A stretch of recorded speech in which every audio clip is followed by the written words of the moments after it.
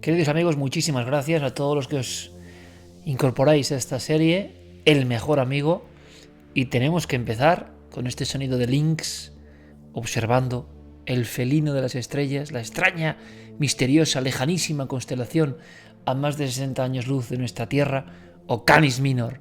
Son un poco nuestros representantes, ¿no? Y nuestro calco de lo que es abajo es arriba, el amor por nuestros animales y las historias que nos van a conducir quizá a tener una perspectiva diferente sobre ellos. Bien, avancemos, porque es lo que vosotros queráis. El primer episodio era un poco una presentación. Y yo siempre voy a intentar albardar, como decían en el País Vasco, rebozar, troquelar, cuando sea posible, con historias personales. ¿Para qué? Para poder motivar las vuestras, que es un poco la importancia. Y si queréis, un día hacemos un episodio analizando las que me habéis hecho llegar, o me estáis haciendo llegar. Bien. La sensación de que estos perros, sobre todo los perros, porque los felinos han tenido otras características, son capaces de percibir lo invisible. Lo he contado en alguna ocasión, en un bosque, junto a una hoguera, del Brío, uno de los grandes investigadores del lobo, que en el fondo no es sino la pieza fundamental de donde surge nuestro querido perro, la estirpe de los libres, que un día pactaron con el ser humano. Y me decía, en mitad de la sierra y haciendo un reportaje sobre el lobo, cómo habían detectado con los GPS. En una de las escenas que más me ha impresionado, tal y como se contaba y por el entorno, junto a una pequeña hoguera, y al claroscuro, este hombre de barba blanca me decía, Iker, cómo reatas, cómo manadas de lobos que están monitorizados por la Junta de Castilla y León hacen unas rutas que aparentemente no tienen sentido. Claro, no tienen sentido para el ser humano, que es racional y que busca cartesianismo a todo. Recorren más kilómetros de los que debieran, hacen unos giros, pero curiosamente se paran en lugares que han sido considerados sagrados también para los seres humanos. Yo desde que escuché esto en la noche, hace más de 10 años, en la fría noche de la sierra, pensé que a lo mejor había ahí un fundamento para imaginar eso que todos intuimos. No tenemos quizá certezas, detalles, pero todos creemos que hay algo que nos unió en la antigüedad, quizá porque éramos más puros, quizá porque nosotros también detectábamos el terrorismo y sabíamos muy bien que este sitio era bueno y este era malo, y el malo había que evitarlo, y en el bueno edificábamos nuestro poblado, nuestro campamento, o nuestro lugar de aguas termales, o nuestro lugar de veneración a los dioses. Curiosamente, los animales tienen un apego tremendo al arqueológico. Y claro, cuando el arqueólogo mide solamente el carbono 14 o lo que mide una roca, no se va a preocupar de cuántos animales han estado involucrados en grandes hallazgos. Y de eso quiero hablaros en este segundo episodio, porque ellos, claro que hay un olfato extraordinario, claro que en algunos casos la vista del felino en la noche, pero eso no explica un vínculo. Ese vínculo que nos conecta con lo que hablábamos antes, ¿no? Desde la antigüedad. Que nos hizo especiales. El ser humano, sin duda, aparte de una utilidad, de un compañero que podía ver en la noche, en el caso del felino, con el que se empezó a asociar, y desde luego con el perro, que dejó de atacarse mutuamente para colaborar, ellos sabían, el ser humano, que el oído, el olfato, la vista, eran otros sentidos. Y es como si el perro, el viejo amigo perro, recordase algo en su pituitaria, en su olfato, en su cerebro, recordase algo que conectó quizá con aquel humano que éramos. Porque si no, ¿cómo es posible, por ejemplo, que las grandes catedrales del arte rupestre, en muchos casos, hayan sido descubiertas por perros? Alguien diría, bueno, claro, es que hubo un cazador por ahí. No siempre fue así. Y si no, la historia del perro robot, ese perro que se comporta de forma anómala, extraña, y que conduce a un grupo de niños por unas veredas que no habían sido halladas antes. Y el perro robot se queda delante de una portezuela de piedra natural, escarba y quiere entrar. No hay alimento, no hay nada que huela diferente, y sin embargo están en Lascaux. Y Lascaux es una de las joyas, precisamente, dedicada a todo tipo de animales, y alguno de ellos ahí dentro es un animal diferente, desconocido, seres que no han convivido con el ser humano, seres medio deificados. Pero ¿y si os dijera que Modesto Cubillas, un aparcero de la zona de Cantabria, tiene un perro que es el que le tira y le tira hacia un lugar donde no hay nada aparentemente, pero el perro sabe que tiene que mostrarle al dueño eso, y esa grutita se llama Altamira, que luego será explorada a conciencia por Marcelino Sánchez Altuola y su hija, en una historia que conocéis de sobra? Qué sorpresa la mía, cuando hablando con un montón de directivos del Banco de Santander en una experiencia, me doy cuenta de que no conocían bien esta historia. Es alucinante. Todo empezó, es verdad, por el olfato o por qué de un perro. En esta serie os iré contando experimentos que hemos hecho, experimentos de por qué los perros saben que van a llegar sus amos sin ninguna conciencia sensorial, experimentos que tienen que ver con Rupert Sheldrake, experimentos más tremendos que hubo otro tipo, pero me gustaría centrarme en que muchos de los hallazgos arqueológicos, hay todo tipo de opiniones. Por ejemplo, los huesos pueden todavía soltar una especie de sustratos que podrían detectarlo los perros. Bueno, pero en Altamira, Lascaux y otros lugares no había ni rastro. Hacía milenios que no había nada ni nadie. Y el perro, como si detectara quizá la emanación de algo que fue importante para el ser humano, sabía ir allí. Es como si hubiese ciertos pivotes, ¿no? Bueno, nuestro compañero Rafa Balaguer, de Astrogirona, y especialista en la medición de campos geomagnéticos, ha detectado esto y ha investigado incluso con su célebre perro Titus en muchos de estos lugares. Hay una conexión clarísima entre lo que sienten ellos y un lugar donde sintieron otros mucho antes. ¿Cómo podría hilaros todo esto con una experiencia personal? Pues mirad, hace exactamente ahora 8 años, atravesaba yo en solitario la Nacional 3, la antigua Nacional 3, y me dirigía a tierras de Levante. Y era plena noche, y iba con mi perro Merlín. Esas noches, madrugada ya, de absoluta quietud, donde luego alguna cosa me pasó precisamente un poquito más adelante. Vi algo en los cielos que no olvidaré nunca. Pero esa noche era otra muy distinta. El perro, en un momento de la ruta, se empezó a poner muy nervioso.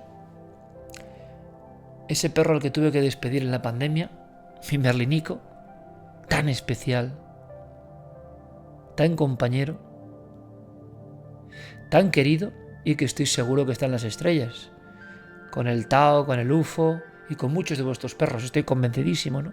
Y de vuestros gatos. Y estoy convencido que hay un espacio. Lo creyeron los antiguos, yo lo creo también. El perro detectaba algo. Se ponía en la ventanilla mirando y había ido durmiendo. Por tanto, bueno, tendría sed, tendría que hacer pis. No. Cientos de viajes con él. Y uno lo va conociendo, los conocéis, ¿verdad? Porque muchas veces tienen rutinas muy concretas. Aquello era diferente, aquello era especial. Iba mirando hacia un lado el perro y solo miraba hacia un lado. Y yo miraba la llanura porque era la provincia de Albacete, que era una lámina negra y una lámina un poco menos negra que era la noche, el viento, el cielo. Hacía un poco de viento, por cierto. No había nada, ni tormenta, nada extraordinario. Y iba observándole ya diciendo, bueno, pero ¿este perro qué sentido tiene que esté con la mirada fija? Esas veces que nos quedamos inquietos porque nuestra casa, sea moderna, antigua, da igual, el perro o el gato se han quedado, están viendo algo que tú no puedes ver y sabes clarísimamente que están viendo algo que tú no puedes ver. Y es mejor pensar que, bueno, son sus mundos que también los tienen, ¿no? En este caso Merlín, que era un Yorkshire precioso, plateado, y solo miraba un punto, además que miraba ese punto. Fue tan increíble su existencia, querido amigo, que cogí el coche, me desvié y dije, bueno, vamos a ir, que también hay que estar loco, ¿no? En plena madrugada, además, no tenía mucha gasolina, yo creo, y vamos metiéndonos Bueno, pues a la dirección que el perro está viendo. Digo, es que este perro está viendo algo que yo no veo. ¿Os ha pasado alguna vez? Y seguía mirando y mirando y mirando y mirando. Yo me meto por una carretera, me desvío de la gasolinera. Os ha pasado esa angustia, ¿no? De la noche y empezar a ver que las gasolineras están cerradas. Últimamente en España, a partir de la última crisis, esto antes no pasaba tanto, pero ahora tienes que cargar bien gasolina porque si no... Y digo, ya verás, tú me voy a quedar tirado por aquí. Nos desviamos la zona de Bonete, estamos en La Mancha. Este perro seguía, mirando un punto, una llanura, como si algo la trajese. Y ahí no había nada. Aparco, lo bajo, y él sigue sin querer hacer nada, mirando. Vuelvo a montarlo, camino unos metros más, me adentro por la absoluta oscuridad. ¿Y sabéis lo que estaba señalando el perro? Veo un cartel y se me ponen los pelos, pero de punta. Montealegre del Castillo, y donde está él mirando, Cerro de los Santos. No sabía mi pobre Merlin, creo yo, que más o menos un siglo, 120 años antes, en ese recuadro negro y no otro que él estaba mirando, señalando con su mirada, porque algo le llamaba la atención, unos investigadores encabezados por Juan Rada, en el siglo XIX, acaban descubriendo la primera cultura española autóctona, conocida, estructurada, antes de lo romano. Nada se sabía de la dama de Elche, ni de la dama de Baza, ni ninguna de estas grandes damas que tenemos. Princesas, guerreras, sacerdotisas, nadie sabe lo que son realmente. Pero los íberos salen a la luz en el mundo, en ese recuadro negro que mi perro miraba, sin ningún tipo de elemento ornamental que puede llamar la atención desde fuera. ¿Y qué lugar más solitario es? Luego lo he recorrido, he estado con los investigadores, he estado con los arqueólogos.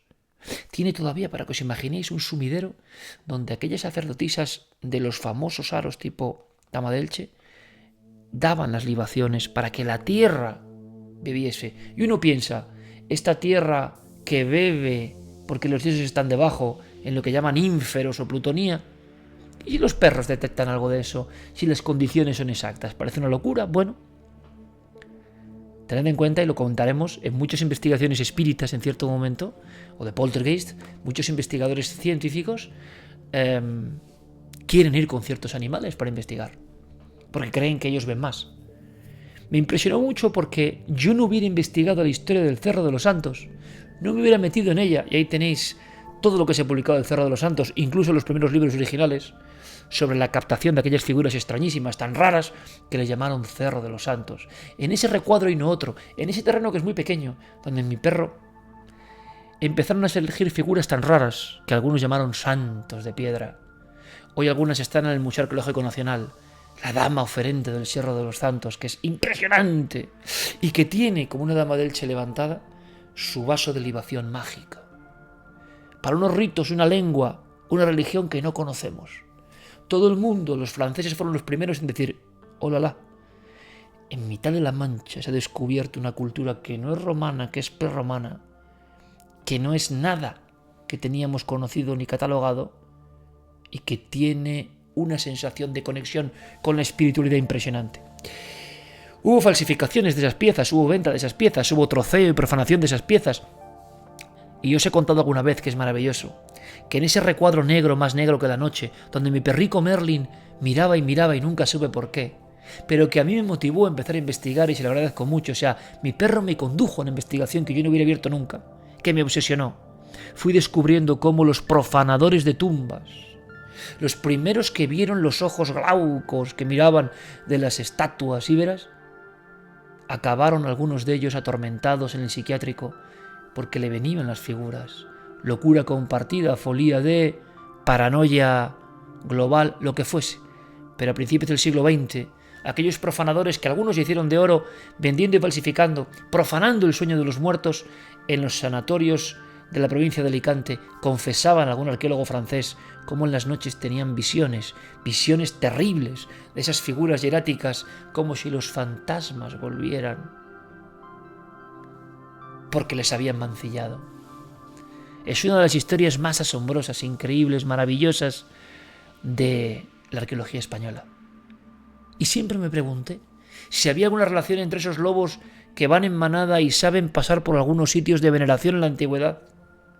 Sitios buenos y malos los hubo siempre. Ahora ya no sabemos cómo se mide eso, antes sí, al parecer. Y si mi perro le quedaba algo de eso, ¿no? En su córtex, porque fue increíble esta experiencia, hace 8 años. Experiencias que no podemos olvidar. ¿Y cuál es la vuestra? Esta serie seguirá, ¿eh? Seguirá con muchas más sorpresas. Muchísimas gracias, amigos, y por favor, contadme experiencias con vuestros perros. ¿Alguna de este tipo?